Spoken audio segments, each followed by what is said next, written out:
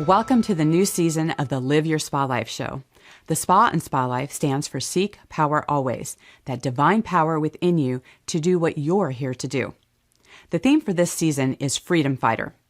Amazing people like you share ways to ensure your freedom physically, financially, spiritually, and in your relationships to create a world-class life.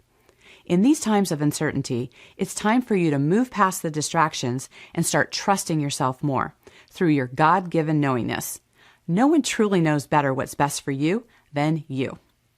In this season, you'll have plenty of examples of people choosing their best life and giving a voice of freedom to those who are also looking to have their best life. Thank you for sharing your precious time with us and being part of the Live Your Spa Life conversation.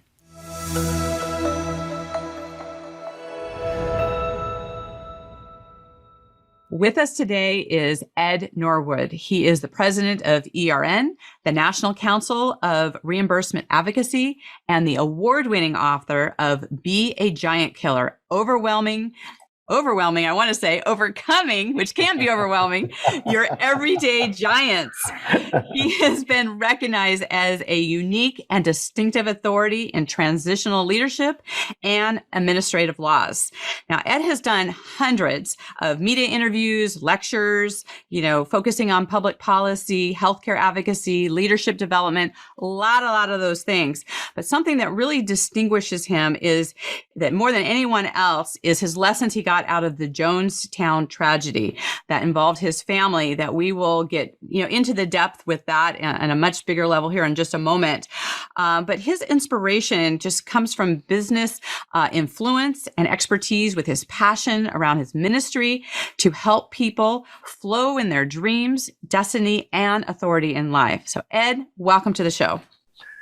Thank you, Diane. I appreciate you. And yes, giants are very overwhelming. It's very scary to face a giant in your lifetime. So I agree. We might have to rename the book just because that's a very powerful title as well. Absolutely. I love that. Well, for those of you who may not be familiar, I remember it like yesterday, 1978. I was actually 12. You Wow. were 8 at the time. Yes. When the Jonestown, Guyana tragedy happened. You had 27 relatives that were murdered as part of that tragedy. And for a lot of people, I'm sure that, life will never be the same. When we have these kind of experiences, some people turn to God, some people turn away from God. Yes. And you were one of those people that turned to him. And I'd love for you to kind of take us back to the eyes of an 8-year-old and just what shifted for you, what changed, and how did that change the trajectory of your life? Sure. Yeah, I mean, my mom traveled extensively when I was younger and left me in the hands of my grandmother and great-grandmother, who were, I was told, the first African-American members of the People's Temple in San Francisco. And, the People's Temple was, for a kid coming in, it seemed to be an amazing place. There was always free food and free toys and kids. There was an inclusivity that was there. You were welcome. You mattered. You were important. And it's unfortunate, there were some great things that people could see. And that's why I think Jim Jones garnered the attention of so many. He was huge in politics as well. He had presidents of the United States, President Carter. He had mayors in his pulpit. He'd run campaign drives for them. He was involved in several housing facilities as a housing authority. And so it was easy to see how people got caught up, but there were also many red flags that people ignored.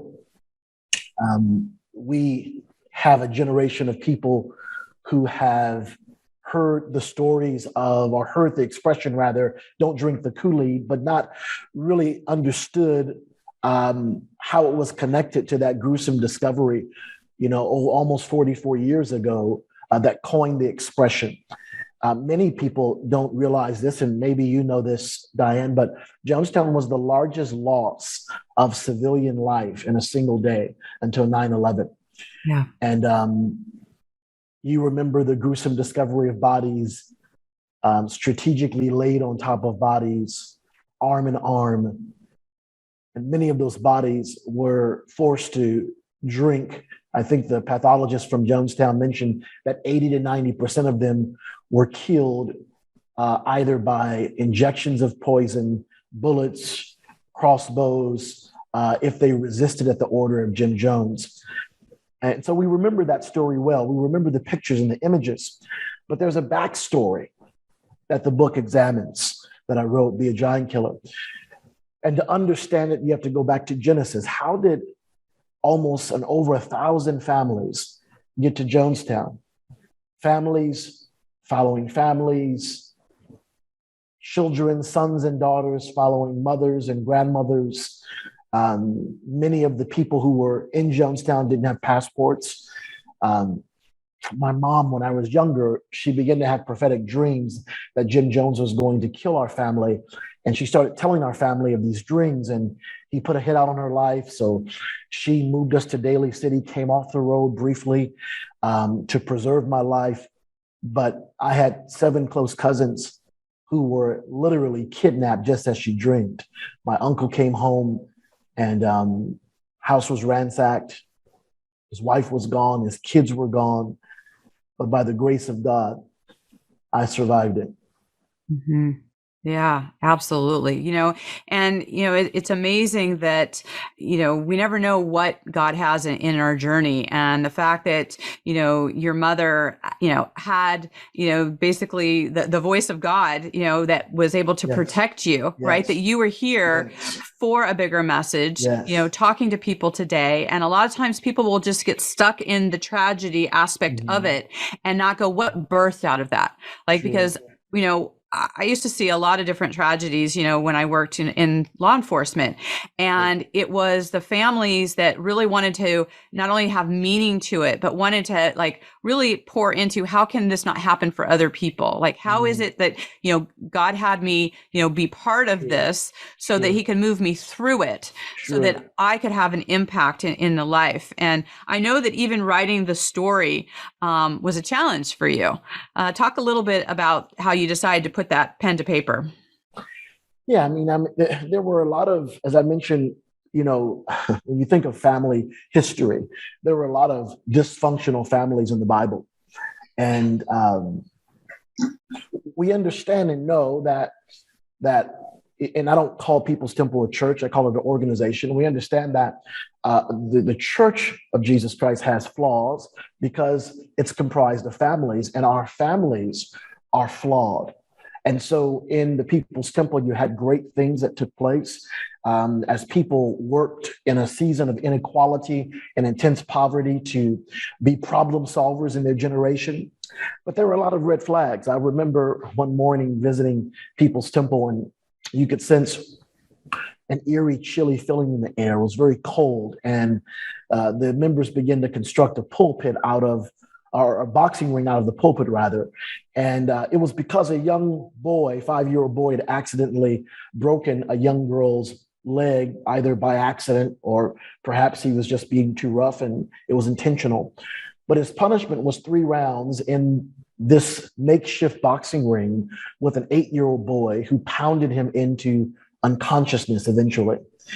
In between rounds, the 8-year-old boy would go and grab a drink of water from Jim Jones's cup, and the young 5-year-old boy would be slumped over in the other corner, about to pass out. With every punch, you heard people who were horrified, but you also heard many who cheered every punch as well.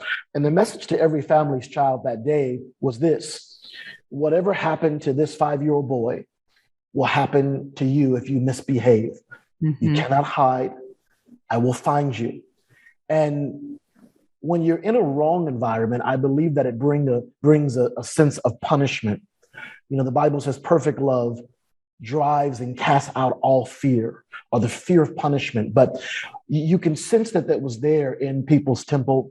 Jonestown was a testament that our family history can be fatal. It can infect the next generation and create giants that grow from one generation to the next. we could pass dysfunction and rejection and trauma through the bloodline, like we can pass many other things. I've had a chance to work in healthcare for a while, and with our provider members that we represent, many of them, they really value family history significantly. And through, we know this because they give us these questionnaires, right, that say, well, tell me who in your family had high blood pressure? Did anyone have heart disease? And they do it because they want to identify risk and diseases in our bloodline that could be fatal for the next generation. It could even skip a generation, they say. And so I've learned that through our genetic makeup, we can pass the natural beauty of our looks and our hair color and our type, our unique facial expressions, our eyelashes, our nose size, our athletic prowess, our metabolism through to our children. But we and our children inherit more than just physical characteristics and diseases. My kids inherit every residue of me, every giant, every habit I've not addressed or dealt with, they have access to. If I live my life in chaos, I might find that they live their life in chaos. If I live in great anger and great resentment, and I hold grudges in my life, I can pass the ability for my children to deal with conflict the same way. And so the things left unresolved in our past, our childhood, the fears, the anger, the triggers, the rejection, can be carried into our relationships as adults and passed to the next generation. And so really, I wrote the book dealing with the things in our life that are related to us, and to show people how they can be giants that impede us from living or being the best of our generation. That was the intention in writing the actual book. Right, right. Well, it's interesting because you and I were talking about just the joy of being grandparents, right? And how, you kind of pass that over. Yet. You're not there yet. Right? I'm holding the intention for you, Ed. Help me and pray me through that season because I'm not there yet. I'm waiting for that season. But, even like, your mom talking about that, right? And how we are with our own children. Sometimes we have the blinders on of what we think we should do for the kids, what the discipline looks like, what that is. So right? Powerful. Yes. So powerful. And I think that, I'm a recovering helicopter parent, by the way. I'll just say that. And, I've learned that, man, you don't have to have a testimony of being abandoned by a parent on a bus or on a doorstep at all whatsoever. I've learned that as a parent, I can do something from a place of love that misses the mark or that scars my child. Mm-hmm. I was very hard on my oldest son in regards to curfew. And man, he would drive me up a wall. I really felt he just missed his curfew intentionally so we could have these issues. Wait, I had that child too. Well, if you can have that child give me a grandkid, I'd really be excited because I don't have one yet. But yes, we went through that season, and man, he was taken care of. He never had a need in his life. We spoiled him like crazy. He was never left on a doorstop. But his pain in going through that season where I was really hard on him on curfew is just as significant as the pain of someone left behind or rejected. And I tell people the story that when my kids were growing up and they were younger, while I was a great encourager, I wasn't a great comforter. If I said no, I meant no. And my response was always, well, when you get older, you can raise your kids differently. and I remember, and I'm going through a season now in my life where I realize and recognize the importance of excavating unresolved hurts in the hearts of my children. To be able to say to them, hey, son, when you were 16 or 17 and you were going through curfew and I did these things, that was very prideful of me. I was very angry. I was wrong for taking your privilege away for X number of weeks to months. It was excessive. You didn't deserve that. Can you please forgive me for that? Mm. And in that season, we've been able to have some real conversations because we never outgrow an apology. We never outgrow hearing praise from our parents. And so as I begin to write the book, I realized that there's some things that my children needed to hear from me because there were some things that I needed to hear from my mom and my dad that I never heard. Did you know they said that they say that over 80 to 90% of how we observe things occurs by the age of 5 or 6? Yes. Our kids are great observers. They see everything. Mm-hmm. Even as adults, they're watching us. Of course. They're watching how we love, how we forgive. They're watching how we resolve conflict. They're watching how we treat our husband or our wife. They're watching everything. Mm-hmm. And our history shapes our relationships, how we respond to people, to places, reactions and things. And man, we have a chance to change our family history by the decisions that we make today. We may not be able to erase bad family history, but we can restore it. Yes. And when God restores something, he makes it better than new. He never repeats the old. Right. He makes all things new. And that's the objective in the book. Yes. It reminds me of Romans 12:2. Right? Yes. It's like that whole, being able to be transformed by the renewing of our mind, right? To be able to have a different perspective, to look at things differently. Yes. And, I think I think what comes to mind is having context, right? Because as a young parent, that our child doesn't come with any instructions. Sure. We're literally doing the best that we can or hope for that, right? And a lot of times we get that from what we learned from our parents. Yes. I'm sure and I know that there were a lot of things that jaded how I raised my daughters based on what I saw on the streets, and was really, we joke that my oldest daughter was on restriction for 4 years. So, there's just a lot of things that based on your life experience and, even though you're taking care of them and like you said, they're not left out there on the door stoop, that how kids interpret things, they don't know that. And maybe as a young parent, you aren't even necessarily able to articulate why you're being so hard or why you're doing certain, or on the opposite, you're being too easy, right? Yeah. So there's kind of like that sweet spot you got to find as a parent, and I think as an adult, and I think that's why when your children have children, and then they start experiencing those same fears, those same concerns, and those things, then they can kind of see, oh, I see now why you were coming from that place. Sure. So to be able to meet at an access that they maybe can't really understand why you made some of those decisions. And I love your whole idea of bringing up these conversations, because I think a lot of families want to just kind of sweep that under the rug and be like, oh, yeah, I remember Aunt so-and-so, she beat the hell out of her kids, Yes. So how do you shift those as a parent when you don't have the manual? So powerful. I believe that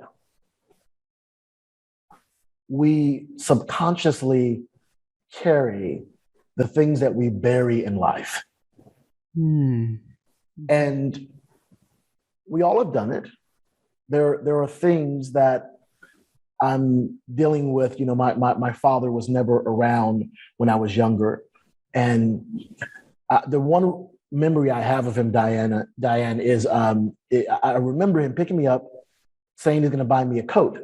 And at the time, there were bomber jackets. I was really excited. And he came to pick me up in my old coat that I felt that was going to be replaced. And he took me to the liquor store and he brought me a Coke. I just didn't hear the word correctly. He brought me a can of Coke, and that's the only memory I have of him. And so I recall talking with my mom, hey, what happened with you and Dad? Why wasn't he in my life? I could have used a father doing sometimes. And I remember her telling me that, Eddie, he would make you make these promises to come and pick you up. And then he wouldn't show up. And you would just break down and start crying uncontrollably. Mm. And Diane, I swear, I'm a 40-something-year-old man when she's telling me the story. And I started crying uncontrollably. Yeah. It was as if I had buried all of those experiences.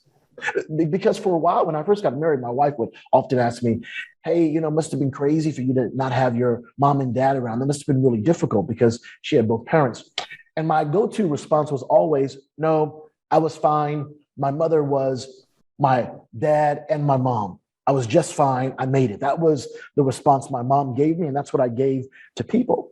Right. And I remember being in a men's encounter and my pastor stopping to pray for me, and he kisses me on the cheek. And he says, Ed, I'm kissing you on the cheek because you've never experienced the kiss of a father. And you've never experienced a father telling you that he loves you, but I want you to know that I love you. And I just lost it. I couldn't stop my tears. I grabbed tissue. I tried to put tissue there. Nothing could stop the tears that were coming. And it was in that season when I realized that I devalued the existence or the importance of a father in a child's life. And it was how it was going to affect my relationship with my own children. And it was from that day I decided I would be a truth teller in my generation. I would have conversations, hard conversations, not just with my parents, but with my children. Yeah. Because time doesn't heal, Jesus heals. Yes. And you can't outdo the trauma and fill the gaps in your life with things that distract or inundate you. You can't outwork what happened to you as a child or what you didn't hear in a gym or a garage or late night in an office. You can't drown it in substance abuse or alcohol. You can't build businesses over that pain. We have to address the hurts and the triggers that keep rearing its ugly head in our life, because our story is their story. The story that we're living is the story that our family is living every single day. Right, right. Well, and it's so powerful because, you know, the insights, and that's where, you know, just praying for that discernment, like give me the words, right? I don't have the experience, you know, of what my child may need. And I think, you know, over time, especially, you know, we both have multiple children and they all have different personalities, right? You can't parent them the same way because, you know, what hits one child in one way doesn't work with another child, right? And how they look at. So it's important to be able to do that. And I love what you shared, because we miss that they're so unique and so different, right? Sometimes you can see a kid and you wonder, man, whose parent are you? Like, who had you? Like, they're completely different, right? Right. So I get that. It's tough, you know. I've had heart talks with my children, and I'll often ask them things like, "Hey, how's your heart? Who are you angry with? What are you afraid of?" Because there's a physiology there, and fear is a secondary emotion. And what are you afraid of? What do I get right? And what do I consistently get wrong? How can I be better to you as an adult child in our family?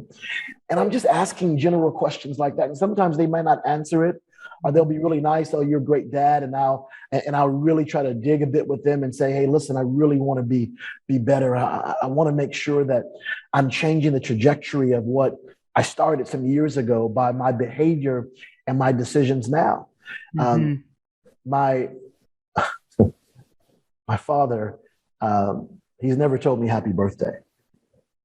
And I had a birthday a couple of years ago, and he asked me a question, and I texted him back, and he said, oh, where were you? And I said, oh, I was with my family. They were celebrating my birthday. I heard crickets, nothing, nothing at all whatsoever.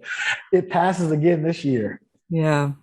Hundreds of people are wishing me happy birthday on Facebook, nothing from him. Yet I get every week a video of him preaching. But I didn't get anything in terms of, hey, son, happy birthday. Yeah. And, you know, I recently asked him, you know, it's Father's Day, and I've been writing affirmations for my children to speak over their life. And it so hurts me. I couldn't imagine missing a birthday for one of my children at all whatsoever. Right. It so hurts me that I've not heard from you. Why is it difficult for you to celebrate me? And Well, what do you think the response was, Diane? I've heard nothing so far. Absolutely nothing. And I would guess embarrassment. yeah, You know, yeah. that he wasn't maybe the father that you had hoped for him to be. Yes. And I think Yes. that these kind of things That's start powerful. dividing people, right? They start Yes. dividing. And one of the things that one of the things that you're speaking into is how powerful we can reconstruct our families, and how, Yes. a basis of, having faith. And, my dad always talked about faith, family, and friends. Like, these were foundational things. And when you have that structure and you look at ways, Sure. I mean, you are literally changing the trajectory of your family by saying, this is important. Bless Like, this you. is the kind of conversations Bless you. that we need to have that move you. forward. And most people are so stuck in the fear of one, not wanting to admit that they're wrong, right? Or, to breach a conversation that's uncomfortable. Yeah. And I think also often, like in my generation and my culture as well, I have an aunt that passed away, and she had struggled with tumors, and she knew that they were there. She was a nurse. She never went to the doctor until she's on her deathbed. And so you have to structure people to the doctor. So people don't always like to admit the things that are wrong. I love what you mentioned about how some of the shame and the embarrassment is there. And I'm sitting there struggling with this thing this weekend thinking, man, I mean, okay, he wasn't in my life as I was growing up. At one point, he told me, I'm not even sure if I'm your father. And I'm sitting listening to him. And I'm thinking to myself, okay, but even in spite of all those things, man, we say happy birthday to strangers. We had a restaurant and the next table is singing happy birthday. We start singing with them. We start clapping. We start cheering. I mean, for strangers that we don't know. Right. And I was going through this, Diana, and God gave me a verse in Luke 15:28 of the prodigal son.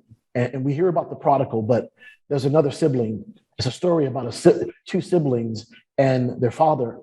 And in verse 28, it says the older brother became angry when the prodigal son came home, and they start throwing him a party. Right. And he refused to go in. So his father went out and pleaded with him, but he answered his father, look, all these years I've been slaving for you and never disobeyed your orders, yet you never gave me a young goat so I could celebrate with my friends. But when this son of yours, who has squandered your property with prostitutes and comes home, you kill the fatted calf for him. And the father says, my son, you're always with me and everything I have is yours. But we had to celebrate and be glad because this brother of yours was dead and is alive again. He was lost, but now he's found. And I begin to think about this passage because you and I know that the father in the story is a picture of God. Yeah. And I started struggling with it because what do you do when your father doesn't celebrate you? You get angry and sad. And get angry and sad. You start internalizing just like he did. And the greatest, as I'm reading this and just writing some things down, the greatest story that repeats in history is that God forgives what we won't. God's cause is people, which includes you and I. It includes our parents who may have hurt us and other people that did not celebrate us. In other words, God celebrates the victories, the repentance, the recovery of lost sons and daughters, no matter who they are, no matter how much it angers and it hurts us. He saves, he delivers, he redeems, he sets free. And as you look at this story of the two sons, man, I begin to think about how much God loves my father who's hurt me and injured me, and how I could be a product of an inheritance that was passed down to him, that was passed down to his father, that was passed down to them. And I begin to recognize that at some point I have to make a decision if my role as a heavenly son will be greater or outweigh the role as an earthly son. Ultimately, if I respond as an earthly son, I may respond in anger. I may respond and say, how dare you? I can think about some of the things that could come out of my mouth. But ultimately, as a son of the king, man, I have a responsibility to make sure I keep this heart right. Mm-hmm. So powerful. My relationship with him, that can affect my relationship with my wife, my relationship with my kid. And I refuse to let a giant live on the inside of me because of the sin of another individual. And that doesn't mean I don't have hard conversations. I've had some people in my family, I've suggested counseling. They don't want to go. I'm in therapy. Some people are in therapy for the people that won't go to therapy in their life. but I've just made a decision that, man, the role of a father is God never stops seeking the lost until he finds them. He never gives up on us. Maybe that's why sometimes I have hope and expectation that God can still turn my broken or estranged relationships around. I love how you mentioned earlier about how we have different children. You know, I have one kid or two kids that speak to me often. They speak to me almost weekly. I can call them and hear from them right away. And I got one kid that it's like pulling teeth to get a response out of. Right. Yeah. And it can be easy to gravitate towards the one where the relationship comes the easiest, but that's not what Jesus did. He sought the one that had wandered, the one where the relationship was harder because their proximity wasn't as close, to build a bridge to safety. And my desire is to build a bridge to safety and to leave a legacy of love among all else with my children, that no matter who they are, that when I leave one day, they won't ever question how much I love them, how much I cared about them, how much I pursued them, because a father and a parent pursues their children.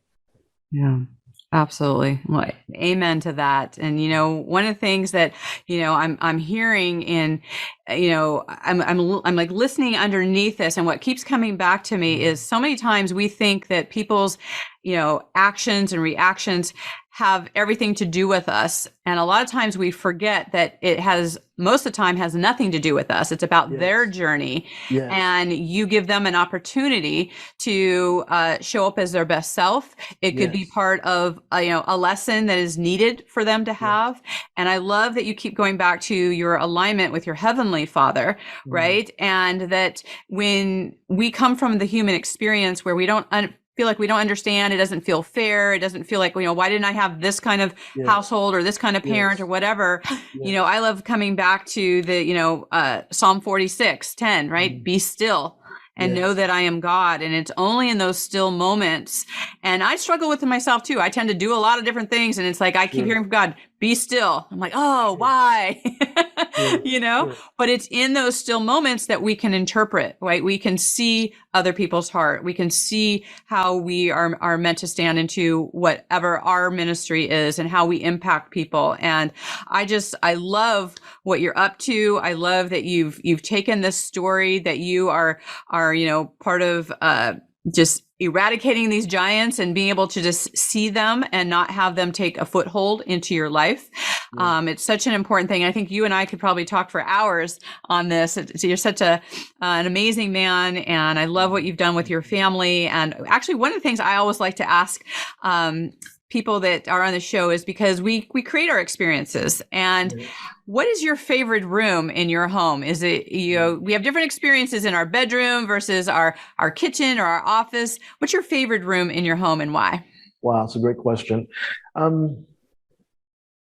You know, we just moved to San Clemente, and I have a bit of a den that has an ocean view. And I just received for Father's Day a new desk. And it gives me a picture view of the ocean. And I want to say that is becoming only 24 hours, but I believe it's becoming a favorite room in the home for me, because it gives me the ability to reflect on how I'm leaving this legacy that we talked about. I remember when I got my first credit card of $500, I wanted to buy lunch for my entire office. And an older lady pulled me to the side and said, "Don't you do that." I said, "You're crazy. I'm going to buy it for everyone." And little did I know that bad decision would be a landslide of other bad decisions, until I got to a place where my credit score was 500. And I've learned that you can't pray a bad credit score up.